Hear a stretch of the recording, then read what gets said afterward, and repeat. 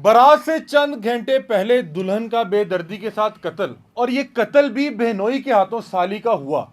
ये मामला था क्या? बहनोई की गंदी नजर थी अपनी साली पे। कुछ लोग ये बात कर रहे हैं कि शायद वो उसको उस रात भगाना चाहता था, और जब साली ने उसके साथ भागने से इनकार किया तो उसको गोलियां मार के बेदर्दी के साथ कत्ल कर दिया गया। ये मामला है क्या? इस वक्त हमारे साथ तलहा नवीद मौजूद हैं, जिन्होंने इस केस पे बड़ा तफसीली तौर पे काम किया है, और ये वो वाहिद साफ़ी हैं गालबन जो इस पूरी फैमिली के साथ मिले, उनके इंटरव्यूज़ भी किए, उनसे डिस्कशन भी की, और उनसे तमाम तर तहकीकात और तमाम तर इंफॉर्मेशन भी निकलवा के लाए। तो तलहा नवीद से इस मामले के हवाले से बातचीत करते हैं कि बारात से चंद घंटे पहले ऐसा क्या हुआ कि बहनोई ने अपनी साली को कत्ल कर दिया।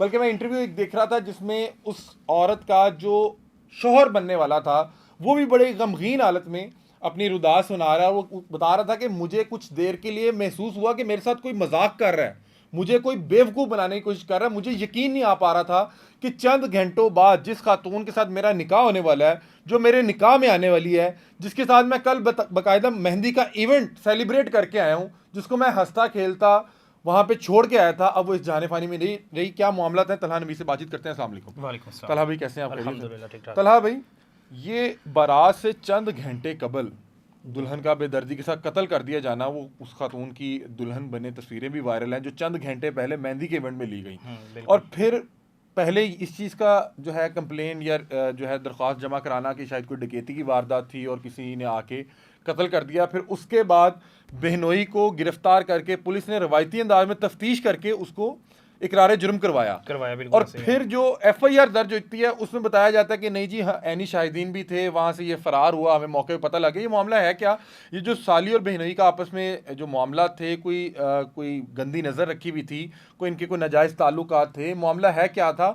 हुआ ऐसा क्या कि बारात से चंद घंटे कबल उसने इंतहाई कदम उठाते हुए गोलियां मार के कत्ल कर दिया अपनी अच्छा, साली को? मामला ये था कि इसकी जो ये अकराम नबी बंदा है ना, इसकी अपनी साली पे शुरू से गंदी नज़र थी। ये उसके साथ नाजायज़ ताल्लुकात बनाना चाहता था और उस पे डोरे डालता रहता था, ये रोज़ाना की बुनियाद पर। अब ये रिश्तेदार था, अब जिधर उसकी शादी हो रही थी वो भी रिश्तेदार थे। इसने मना कर दिया, इसने कहा वहाँ पे तुमने शादी नहीं करनी, मैं ना तुमसे बड़ी मोहब्बत करता हूँ, मैं तुम्हारे इश्क में पागल हूँ, तो मैं अपनी जी बुढ़ी वो भी छड़ देवांगा, मैं तुम्हारी माँ को भी मना लूँगा, लेकिन मैं शादी तुमसे करनी, हम लोग भाग जाएंगे। हालांकि ये अपनी बीवी के होते हुए इससे तो निकाह भी नहीं कर सकता। निकाह नहीं कर सकता, इस्लाम में जायज़ ही नहीं है, और इस्लाम में ना ये चीज़ जायज़ ही नहीं है। अब मामला ये है कि जब अकराम उस पर गंदी नज़र रखता था, वो कोशिश करती थी कि अपनी माँ को भी बता दे, बहन को भी बता दे, लेकिन वो नहीं बताती थी, बच्ची थी। उसने कहा कि मेरी बहन का घर ख़राब ना हो जाए, उसे तंग करता था, उसे छेड़ता था। कुछ लोग बता रहे हैं कि शायद इनके कोई मामलत भी थे। मामला तो ये हो सकते हैं कि जो बहनोई होता है ना, बड़ा बहनोई ख़ास तौर पर, उसको आप वालिद का दर्जा देते हो या आप घर के बड़े सरबराह का दर्जा देते हैं। कि हम लोग देखते हैं कि हमारी फैमिलीज़ में, हमारे घरों में जो बहनोई होता है ना, उससे वो इज्जत दी जाती है। अगर कोई काम घर का करना, उससे पूछ के किया जाता है ताकि बहनोई नाराज़ ना हो जाए, उसे दर्जा दिया हुआ था। लेकिन इसकी गंदी नज़र थी, इसने मना किया आयशा को। आयशा ने पहले टाल मटोल में, हंसी मजाक में, अब क्या करती है वो दुनिया से चली गई, अब हम लोग क्यों उस पर इल्ज़ाम लगाएं, कोई बात करें। लेकिन जो बात हमें तफसील से पता है वो बताते हैं। अब आयशा को इसने कहा जी मैंने टिकट खरीदनी है कराची की, हम लोगों ने कराची चले जाना है, कराची जाके फ्लैट लेना है, फ्लैट में जाके आराम से ज़िंदगी गुजारेंगे, इकरा को मैं छोड़ दूंगा। और अब इस चीज़ का इल्म इकरा को भी था, इस चीज़ का इल्म जो था इकरा की माँ यानी इसकी सास को भी था, यानी आयशा की वालिदा को भी था, आज इसने हमारी बेटी को भगा के लेके जाना है, कि ये गंदी नज़र रखता है। उसने बता दिया हुआ था। उसने कहा, आयशा ने मना कर दिया। आयशा ने कहा मैं अपने घर वालों की इज्जत दाव पे नहीं लगाऊंगी और ना मैं जाऊंगी। अगर आयशा जाने के लिए तैयार हो जाती तो आज आयशा जिंदा होती। बिल्कुल ऐसी है। आयशा ने इनकार किया। आयशा के इनकार करने पर इस एक ही कमरे में ये सारे सो गए। मेहंदी का फंक्शन था, अच्छी खासी मेहंदी हुई, उसमें ये बैठा, इसने उसको मेहंदी वगैरह लगाई, उस पर पैसे वगैरह जो रस्म और रवाज के मुताबिक खुश होके इसने वहाँ पे किया जी, बड़ा जैसे खुश है ये। उसके बाद रात को ये स्पेशल एक पिस्टल लेके आया मेहंदी वाले दिन, नहीं खरीद कर, क्योंकि पुलिस ने इसके घर से डब्बा भी बरामद किया है। खरीद के नहीं, पिस्टल लाता है। पिस्टल जब सारे सो जाते हैं 2:30-3 बजे, मेहंदी का रात गुजर जाती है, बारात का दिन, मेहंदी का इवेंट वैसे भी रात गए तक चलता है, लेट चलता है। 2:30-3 बजे फजर के करीब का मामला था। बिल्कुल ऐसी है, बिल्कुल ऐसी है, तहज्जुद के करीब की। अब आज मेहंदी थी, आज बारात थी, सॉरी, आज रुखसती होनी थी। इसने क्या किया, इसने फिर एक बार कोशिश की कि उसे मनाने की कि चलो चलते हैं, लेकिन उसने मना कर दिया। इसने उसी वक्त गोली चलाई और गोली चला के वहाँ से फरार हुआ है। तो इसकी बीवी ने इसे देख लिया, इकरा नाम है जिसका, इकरा ने इसे देखा, कि ये मेरा खामन पिस्टल लेके भाग रहा है और दूसरी तरफ देखती है कि मेरी लाश बहन पड़ी भी है। लाश खून लथपथ हो रहा है, वो उसके जो आखिरी सांस थे वो आखिरी सांस ले लिया, कुछ बोल नहीं सकी, कोशिश भी की बात करने की लेकिन वो बोली नहीं। इसने वहाँ पे शोर मचा दिया कि इकराम ने मार दिया, इकराम ने मार दिया। अब इकराम वहाँ से चले जाता है, पूरा एक खानदान इकट्ठे हो जाता है, सारे कहते हैं जी इकराम मार गया, इकराम मार गया, इकराम मार गया। अब हर तरफ ये अफवाह फैल गई क्योंकि इकराम ने पहले भी बता रखा था कि मुझे पसंद है और मैंने गंदी और नजर इकरा ने रखी अपनी आंखों से देखा भी इसे। अच्छा। अब होता क्या है कि इकराम जाता है, इकराम फ़ोन करता है कि मुझसे गलती हो गई है, तुम्हारे बच्चे रुल जाएंगे, हमारे बच्चे रुल जाएंगे, ये याद रख लो, तुम माँ को भी कह दो और घर भी कह दो कि चोट के ताकि मार गए थे। उसने कहा मैंने तो रोला डाल दिया हुआ है कि इकराम मार गया, मैंने देखा भी था तुम्हें। उसने कहा नहीं तो मैं तुम्हारा भी तुम भी ख़राब हो जाओगी, अब जिसने जाना था वो तो चली गई। इकरा अंदाज़ा लगाएं कि बहन कत्ल करके गया है, इकरा राज़ी होगी, शोहर कत्ल करके गया है, बीवी उसको बचाने के लिए राजी हो गई अपने बच्चों के लिए, माफ करने के लिए, अपने बच्चों के लिए और अपना घर बसाने के लिए, यानी वो इसका खून सफ़ेद हो गया। उसने जाके अपनी वालिदा को मनाया, वालिदा भी मान गई। ये स्टेटमेंट इस वजह से पता लगी मुझे, क्योंकि जब मैं अगले दिन वालिदा का इंटरव्यू करने गया, वालिदा बिल्कुल मुकर गई कि इकराम मुलव्विस ही नहीं है। बीवी के बात करने गया, बीवी की खुफिया रिकॉर्डिंग है, शायद मेरे पास बड़ी हुई, उसमें बीवी कहती है जी मेरे खावन ने तो मारे नहीं, हमारे घर चोर डकैत आए थे, डकैती के घर से शादी का फंक्शन था, वो गोली मार के गया, इकराम तो इसमें मुलव्विस है ही नहीं, झूठा इल्ज़ाम लगा रहे हैं इकराम पे। अब इकराम साहब भाग जाते हैं। अब पुलिस आती है, 15 पे कॉल जाती है तफ्तीश के लिए, पुलिस आती है, पुलिस सबको इकट्ठा कर लेती है। इसकी सारों से कहानी सुनती होगी, सारी कहानी सुनती है। इकरा कहती है कि घर आ जाओ। इकरा फिर ये बहाना बनाती है कि इकराम बाइट से कुछ चीज़ लेने गया, मेरा दिल ख़राब हो रहा था और इकराम बाइट से चीज़ लेने गया। इकराम भी आ जाता है और इकराम को फ़ोन करके कहती है कि तुम आ जाओ वापस, पुलिस आ गई है, पुलिस को मौजूद हो गए, शक नहीं जाएगा तुम पे ना, ऐसे गैर मौजूद हो गए तो शक जाएगा। बिल्कुल ऐसे ही। इकराम साहब वापस आ जाते हैं। अब पुलिस तफ्तीश के मुताबिक सबके फिंगरप्रिंट लेना शुरू कर देती है। इकराम के पास जाती है, इकराम को कहती है जी भाईजान फिंगरप्रिंट दें, तो वो अपना अंगूठा लगाई जाता है, यानी वो कांप रहा है, डर रहा हुआ है, अंगूठा लगाता है बार बार। अब पुलिस वाला उसे चुपेट लगा के कहता है तेने मैं फिंगरप्रिंट्स का क्या है, अंगूठे का नहीं किया, तुम थंब प्रेशर ना लगाओ। अच्छा, वो फिंगरप्रिंट्स लगाता है, जैसे फिंगरप्रिंट्स लगाता है उसके बाद उसका पेशाब अंदर ही निकल जाता है, अंदर ही पखाना निकल जाता है। पुलिस वाले फौरी तौर पे समझ गए होंगे कि पुलिस वाले समझ गए, वहां पे इसने अपने दिल का ड्रामा किया, मैं मर गया, पूरी एक्टिंग इसने की ना, मैं मर गया, मेरी तबीयत खराब हो रही थी, मैं तो पहले मेडिसिन लेने गया था, ड्रामेबाजी की। इनका एक कज़न इकराम को पकड़ता है, इकराम को हॉस्पिटल लेके चले जाता है। पुलिस ने कहा कि ठीक है आप इसे चेक करवा दें, उसके बाद ले फिर हम लोग तफ्तीश करेंगे। उन्हें पता था घर का बंदा है, अगर पकड़ना भी हुआ, जकड़ना भी हुआ तो इसे पकड़ लेंगे। अब ये वहाँ पे जाता है हॉस्पिटल से, ये फरार हो जाता है। अब वो कज़न जो लेके गया, वो अफरा तफरी में पुलिस उसे भी गिरफ्तार कर लेती है कि लेके तो तुम गए थे, तुमने भगाया। उसने कहा नहीं जी, बहाना करके गया निमको का कि मेरा दिल खराब हो, निमको ले लूँ, वहाँ से फरार हो गया, मैं क्या करूँ। सारा का सारा ये ड्रामा रचाया गया। मैं जब पहुंचा, माँ ने इनकार कर दिया, बहन ने इनकार कर दिया। बदबख्ती वहाँ पे मेरा वहाँ पे कलेजा फट गया जब मैंने इसके बाप से पूछा, मैंने कहा आयशा का कातिल कौन है। उसने कहा इकराम है। उसने कहा मेरा दमाद है। इसकी बीवी पीछे से आती है, अपने बाप का हाथ झंझोड़ती है कि तानू मैं मना किया है, फिर तुझे झूठा इल्ज़ाम लगाता है। उसकी बाप की आंखों में आंसू और मेरी तरफ देख रहा है कि मैं कुछ बताना चाह रहा हूँ लेकिन मैं बता नहीं रहा, मैं मजबूर हो गया हूँ। मैं समझ गया सारी की सारी कहानी। फिर मैंने कोशिश की बात करने की, उसकी बहन हर जगह आगे, उसकी बहन किसी से बात ही ना करने दी। नहीं जी ये झूठा इल्ज़ाम लग रहा है, पहले भी झूठी खबर चली है, मेरे खामद पे इल्ज़ाम लगाए जा रहे हैं। 100 किस्म के बहाने करना शुरू कर दिए। वो जनाजे पे आएगा, मेरी उससे बात हुई है इकराम की, इकराम तो जनाजे पे आएगा, वो मेरे काम गया हुआ है। उसने कहानियाँ सुनाना शुरू कर दिया मुझे। इकराम फिर पकड़ा कैसे गया जब ये इकराम पकड़ा ऐसे गया कि उसने कहा जी जनाजे पे आएगा।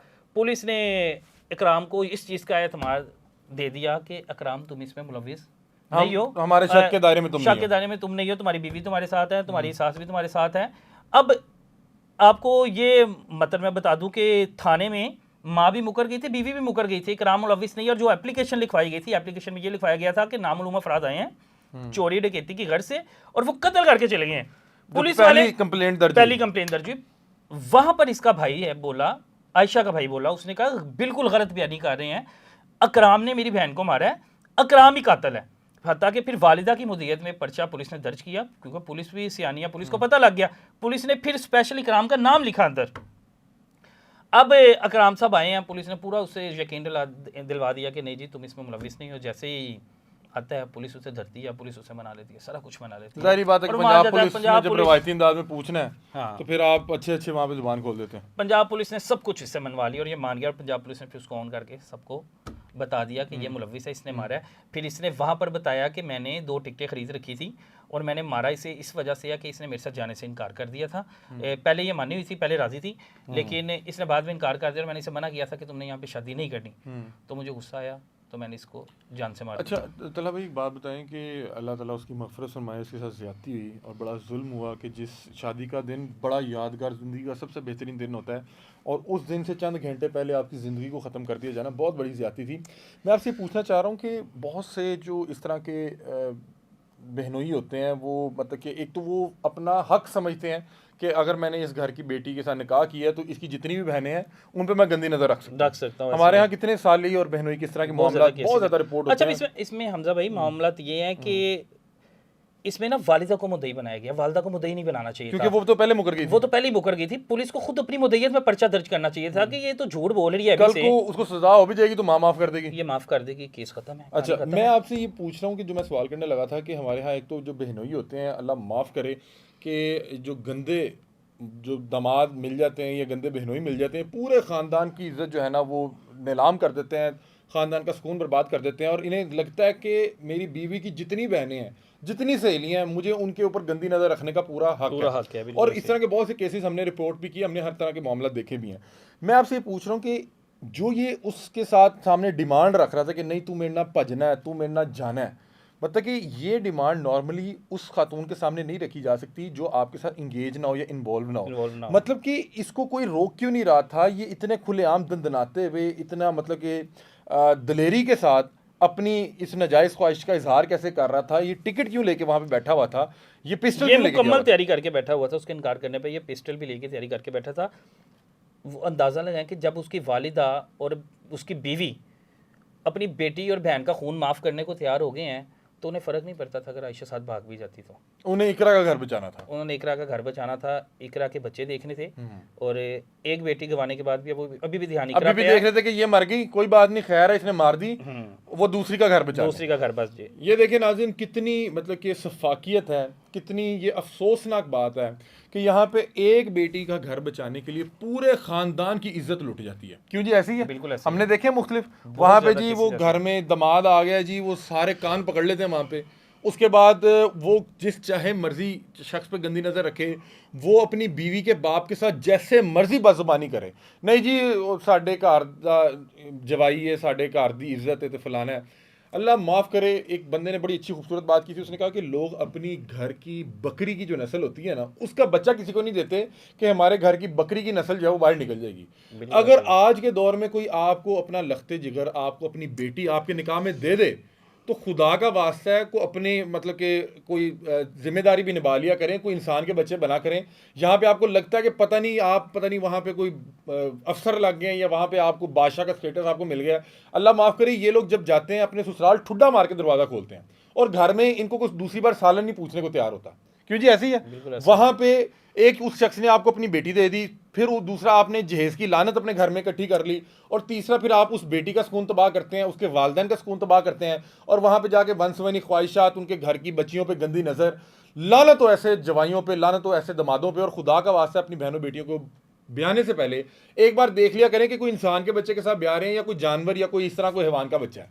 और अगर कोई अल्लाह ना करे कोई फैसला करने के बाद आपको पता लगे कि गलत फैसला हो गया है, तो अल्लाह ताला ने डाइवोर्स और तलाक जैसी एक ऐसा अमल रखा है जो कि बहुत ज़्यादा पसंदीदा नहीं है, लेकिन फिर भी जायज़ इसलिए है कि अगर आपसे एक बार गलत फैसला हो जाए या आपको लगे कि इस शख्स के साथ मेरी ज़िंदगी अजाब हो गई और मैं इसके साथ नहीं अब सारी ज़िंदगी गुजार सकता, तो आपके लिए अल्लाह ताला ने वो ऑप्शन रखा कि आप उस रिश्ते से निकल जाएं। ना कि अब ये देखें कि यहाँ पे उस बदबख्त इंसान ने एक ऐसी बच्ची जिसका चंद घंटों में बारात है, उसका निकाह होने वाला है, उसको एक तो मौत के घाट उतारा, फिर उसके बाद देखें उसका अपना खानदान, उसके माँ बाप जो है उसके इंसाफ लेने के लिए तैयार नहीं है कि जी दूसरी बेटी का घर बाजे। और फिर पहले उस वारदात को डकैती का रंग देते रहे, फिर उसके बाद पुलिस ने जब रवायती अंदाज में उसको मनवा भी लिया, तो जिस औरत की मुद्दत में पर्चा दर्ज हो जाए वो वही औरत है जो अपनी बेटी के कातिल को बचा रही थी कि दूसरी बेटी का घर बाजे। अब इसको कल को सजा हो भी जाती है तो वो बेटी प्रेशराइज करके इसकी सजा माफ करवा देगी। बहरहाल बड़ा ही अफसोसनाक वाक़या था और इस वाक़े ने सोशल मीडिया पे तमाम लोगों को अफसरदा कर दिया कि एक औरत जो अपनी ज़िंदगी का सबसे बेहतर दिन इंजॉय करने वाली थी, सबसे बेहतर दिन गुजारने वाली थी, उसको उससे चंद घंटे पहले एक खबीस इंसान ने, जिसने उस पर गंदी नज़र रखी हुई थी, उसे मौत के घाट उतार दिया। बहरहाल अल्लाह ताला उसकी मग़फ़िरत फरमाए और इस तरह के खबीस, इस तरह के बदबख्त लोगों के शर से आप सबको और मुझे और हमारी बहनों बेटियों को महफूज रखे। आप अपनी राय से में आगाह कीजिएगा। तब तक के लिए अपनी मेज़बान अली हमज़ा को दीजिए इजाज़त। अल्लाह हाफ़िज़।